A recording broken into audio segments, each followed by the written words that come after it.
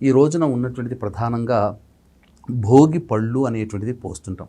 అయితే చాలామంది దీనికి ఇదొక ఆచారంగా చేస్తున్నారు, కానీ దీంట్లో ఉన్నటువంటి వైజ్ఞానికమైనటువంటి వివరణ తెలుసుకోలేకపోతున్నారు. భోగి పళ్ళలో మనం ఎక్కువగా ఉపయోగించేది ఏందమ్మా, బియ్యము, చెరుకుగడ, అలాగే ఈ రేగుపండ్లు మరియు రాగి కాయిన్స్ లేదా ఇప్పుడున్నటువంటి 1-2 రూపాయల కాయిన్స్. ఇవన్నీ కూడా ఎందుకు దీంట్లో వాడేటువంటి అంతరార్థం ఏంటంటే, రేగి పండు అనేటువంటిది సూర్యునికి సంబంధించినటువంటి సంకేతం.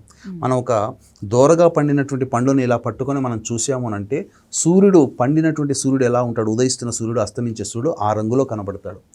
దీనినే బదరికా ఫలము అని అంటాము. అసలు నారాయణుడు బద్రీనాథులో వెలిశాడు అని అంటే అది ఇప్పుడు మనకు జనసామాన్యంగా ఉంది, కానీ అది ఒకప్పుడు బదరికా వనం అంటే రేగిపళ్ళ చెట్టుతో కూడుకున్నటువంటి అరణ్య ప్రాంతము. అక్కడ నారాయణుడు వెలిశాడు, అది బద్రీనాథ్ అయ్యింది. కాబట్టి ప్రత్యక్ష నారాయణుడు అనేటువంటిది సూర్యనారాయణుడు కాబట్టి ఆ యొక్క బదరికా పండ్లు అంటే రేగిపళ్ళు, అలాగే సౌభాగ్యానికి సంకేతము బియ్యము, లక్ష్మికి సంకేతము ఈ యొక్క నాణెములు, అలాగే అమ్మవారు ఇక్షుఖండముని అనగా ఈ చెరుకు ధరిస్తుంది.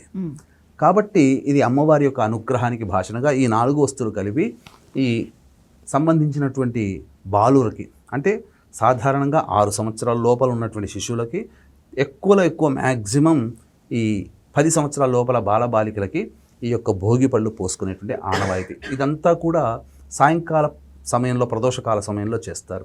దీంట్లో ఉన్నటువంటి అంతరార్థం ఏంటంటే, మనకు పుట్టినప్పుడు శిశువు ఎప్పుడైతే కానీ పుట్టినా మనకు ఇక్కడ మూర్ధి స్థానము అని అంటారు, ఇదే బ్రహ్మరంధ్రం అంటారు. పుట్టినప్పుడు చాలా మెత్తగా కనబడుతుంది, పెరుగుతున్న కొద్దీ ఈ యొక్క ఎముక పెరగడం చేత అది బ్రహ్మరంధ్రం మూసుకుపోతుంది.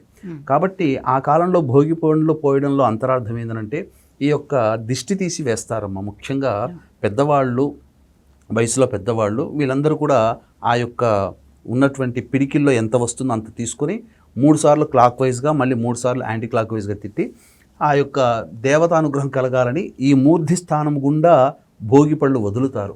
ఈ కారణం చేత ఇక్కడ ఉన్నటువంటి జ్ఞానశక్తి ప్రచోదితమై చాలా జ్ఞాన అభివృద్ధి కలుగుతుంది. ఈ రోజున 100 పిల్లలు పుడితే 20 పిల్లల వరకు కూడా ఈ ఆటిజం భావాలతో ఉన్నారు. మరి పూర్వకాలంలో లేరే. ఇవన్నీ కూడా ఈ యొక్క వైజ్ఞానికమైనటువంటి తంతులు మనం ఆచరించడం వల్ల కలిగినటువంటిదని చెప్పవచ్చు. కాబట్టి వీక్షించే ప్రేక్షకులు కూడా మీ పిల్లల్ని భోగిపళ్ళు పెట్టేటప్పుడు, భోగిపళ్ళు వేసేటప్పుడు తూర్పు వైపున కానీ పశ్చిమం వైపున కానీ ఉండి భోగిపళ్ళు పోయాలి. అంతే తప్ప ఉత్తర దక్షిణాల్లో కూర్చోపెట్టి మీరు భోగిపళ్ళు పోయకూడదు.